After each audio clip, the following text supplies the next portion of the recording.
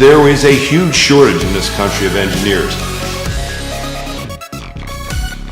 The colleges don't understand it. They say it's the highest paying profession of any four-year degree. Why aren't more students interested in it? In the engineering profession, we have half the number of applicants that we need to fill the jobs. Well, I think if you look at what the goal of the program is in kind of a simple sentence, it's to go from locally competitive to globally competitive.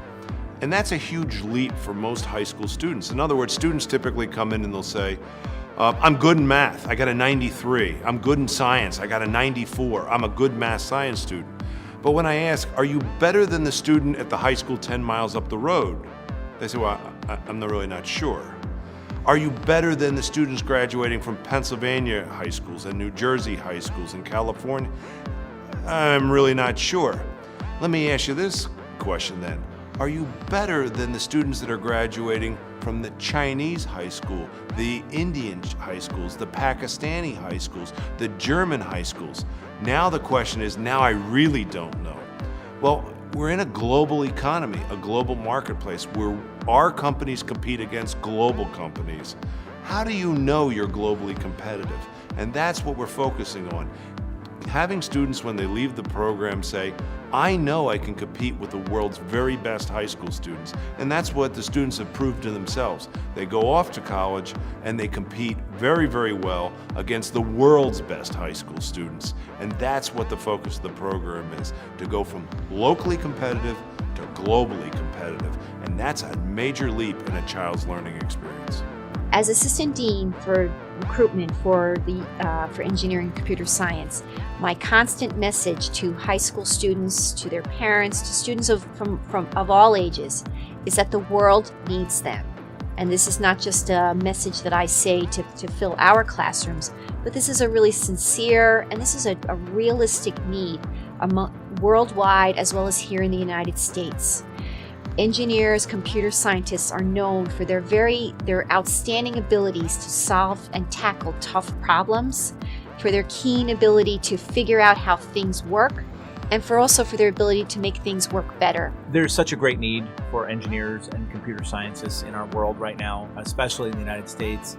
President Obama has challenged us as a nation to be producing 10,000 more engineering graduates from colleges every year over the next 10 or 20 years. And so there is a great demand for folks in these fields, for highly skilled folks in these fields. And so we need to really be encouraging more middle school and high school students to really be engaged in science and to take advantage of engineering opportunities that they have while they're in high school, so that they'll be prepared when they get to college. The world relies on it. Innovation relies on it. Engineering, computer science, these are the fields that have fueled really the world around us. I think people don't always understand that because we sometimes take these things for granted. But in reality, the engineers, computer scientists are the ones who give us clean water, fast computers that we hardly even think about, all the conveniences, the comforts of everyday life. So looking back on my experiences through my college education thus far and looking back at my high school education, a piece of advice that I would have for people considering engineering would be to not let anyone scare you away from it. Because people will tell you that it's a really hard major and that you might not be prepared for it as you think you are, but I would say just go for it, and you can always change later, but engineering is truly a worthwhile field. So what we've done with students is try to at least expose them to it. It shouldn't be a $50,000 a year experiment on whether you want to work in engineering. You should have a feel for it. Do you like it? Is that something you want to do your rest of your life? And not make it an experiment that is very, very costly. Changing your major is very, very expensive in college, and college is hugely expensive. 70% of our students go to top 50 ranked colleges. We average over $20,000 per student in scholarship. We've amassed in 11 years, we've had $11 million worth of scholarships.